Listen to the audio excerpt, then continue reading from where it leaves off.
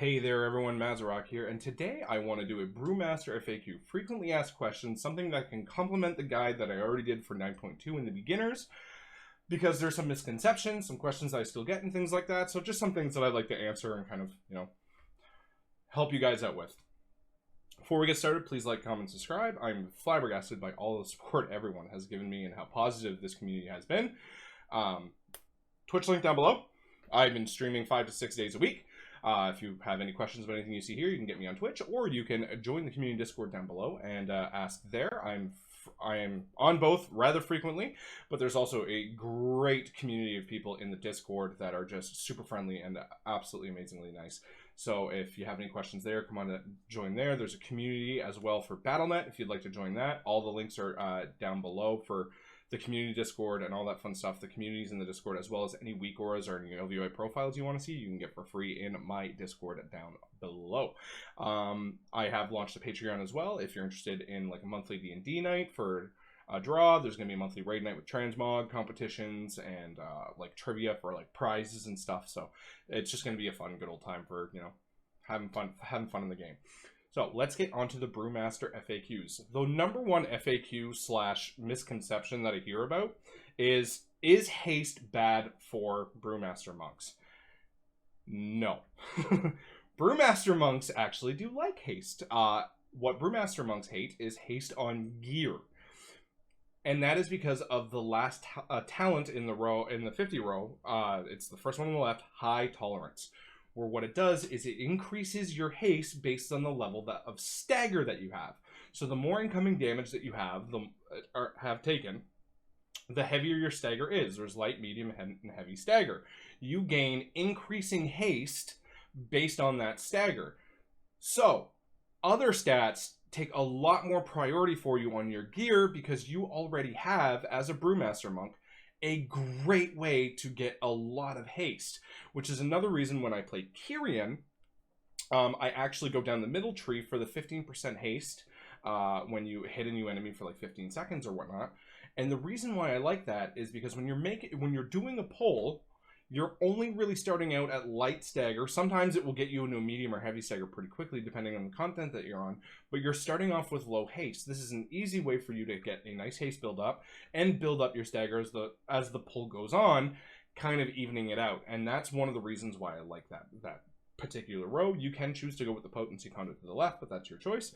But monks do not hate haste. They just have a fantastic way in a default talent that you pick on the 50 row to get said haste. So critical strike, mastery, and versatility are all much more valued stats on your gear because you can quite literally just easily pump out all the all the haste that you need through that talent.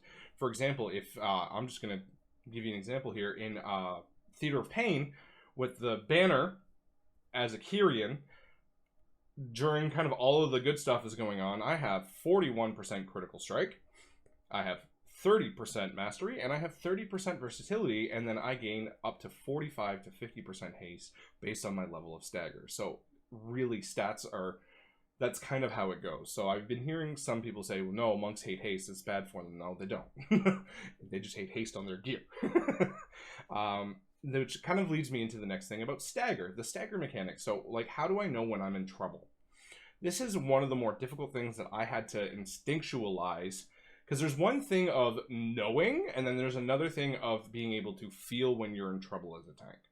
Because when you feel it, when you know the quicker that you can feel you're in trouble as a tank, the quicker that you can kite, the quicker you can ask for an external, like Guardian Wings or whatever, or, sack from a Holy Paladin, or that's the point where the healer can be like, okay, yeah, I got you. I'm just going to spam you with heals. I got you. And it kind of gives you time to live and breathe, but for me, it was a little bit harder to instinctualize because of the stagger mechanic. And the easiest way to quickly learn this is to track your stagger. I have a weak aura. It's not active here because my weak auras were actually not active when I was doing this footage. But if you check out my stream or anything like that, and I'm playing Brewmaster Monk, and there's a weak aura link in the thing on the right-hand side of this screen. It's right here. You're going to see a blue, a yellow, and a red kind of half circle like this. I've fixed these up to make them a lot smaller and a lot nicer. But that is what you need to track. So up here, I had redlined, and I went into a medium stagger and then down with purifying brew. So tracking that is going to be your first step to know when you're actually in trouble and being able to instinctualize it without actually having to look. And that's going to come with feeling the class out and learning how to play it.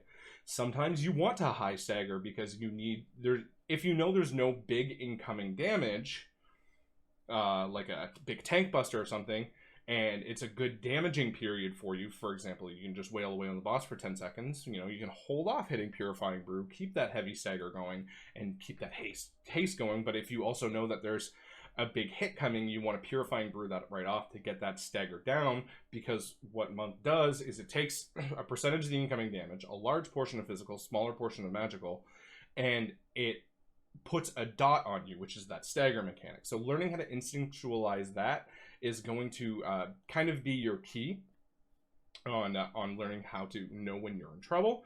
Next one, I've been hearing a lot because bunks have two very good covenants, and which one is better, Kyrian or Necro? And the answer is both are really good. And it's going to go more according to your playstyle. And Necrolord, I find, is much more consistent baseline, but also energy starves you more with Bone Dust Brew. I find whenever I play Necrolord, my energy bar tends to be more between the 20 to 50 range than it stays at the 40 to 60 range, 40 to 80 range, which means with Kyrian, whenever Keg Smash comes up, I always have the energy for it, but at the same time, I'm never really sitting full at 100 during a pull. So and Kyrian, I find, is a lot more bursty. I like the stats. I like the Ox with the defensive. In Mythic Plus, you're pulling stuff. If you hit it around 4 or 5 targets, it goes down to a minute 20. You add the buff on top of that, and you quite literally get that down a lot. So you have it a lot in Mythic Plus for Season 3 right now, which is really, really nice. And to me has made Kyrian the more fun and... I don't want to say better, but it's better for me, if you know what I'm saying. Because you're going to play according to you. I find Necrolord's good if you're playing very aggressively and you can manage your energy correctly. Which, if we need a Necrolord in the dungeon, I'll happily do it. But Kyrian, I find, is a little bit more consistent with defensiveness on the pulls that I need them to be. It's nicer to have that bigger burst defensive and the bigger burst damage on the pulls that I need it than to be consistent all the time, right? And that's just me and the way that I view it. I've been having trouble on threat. What can I do? A lot of people go into a pull on Brewmaster. This is a question that I've gotten and have gone through as well. A lot of people will go in on pull and immediately spinning Crane Kick to try and hit everything for threat. The problem is spinning Crane Kick doesn't generate much threat. A big snap threat generator for you is Keg Smash. But the problem with Keg Smash is it has a limited AoE area. So if things are spread out, you're having a little bit of a harder time hitting everything with that Keg Smash to get that damage going. Rushing Jadewind, I find, is very good to supplement threat and Keg Smash. I know there's the argument for special delivery and, kind of things like that. It's a little bit higher damage from what I'm hearing and from what I've played, but it's not too much. It's also a little bit more of an energy-starved build.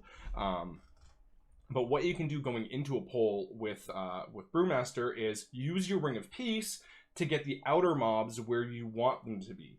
So if you know there's a mob that's unaffected by stuns and CCs, what you want to do is you want to go towards that one and use your Ring of Peace to move the other mobs towards it. More mobs that get hit by your initial Keg Smash, the easier time you're going to have with threat. And Keg Smash is one of the biggest threat generators that I've noticed for Brewmaster when playing. If I'm losing threat, I don't necessarily need to taunt. If I target that exact mob with a Keg Smash, I tend to gain that threat back. And that's one of the mistakes I see some people do, is they go in with a spinning Crane Kick. And spinning Crane Kick, unfortunately, just doesn't generate a lot of threat. And not to mention, if you look at your damage breakdown afterwards, spinning Crane Kick is not going to be the largest portion of your damage. It's actually going to be Keg Smash, especially with the second legendary, which to me is basically pretty much mandatory for the second charge of Keg Smash. It just smooths out the class way more and allows you to just allows you to have a much more flow in your rotation. Not to mention the synergies that you get with the tier set, where Keg Smash increases your HP and heals you for like 33% of the damage it does, and it increases the damage of Keg Smash by like 33% as well. So those are some of the most common questions that I get with Brewmaster that aren't necessarily covered in a guide, just because they're kind of off questions and things like that, you know what I mean? So that's something to think about. Happy tanking. Thank you very much for watching this Brewmaster FAQ. If you have any questions, like I said, Discord or Twitch, links down below. Thank you everybody for all of the support. It's still always, I cannot say how grateful I am for everyone that's been joining this channel and talking and just being around. It's been an absolute blast. Thank you so much. And, well, happy tanking, and I hope you guys are excited for Dragonflight as I am.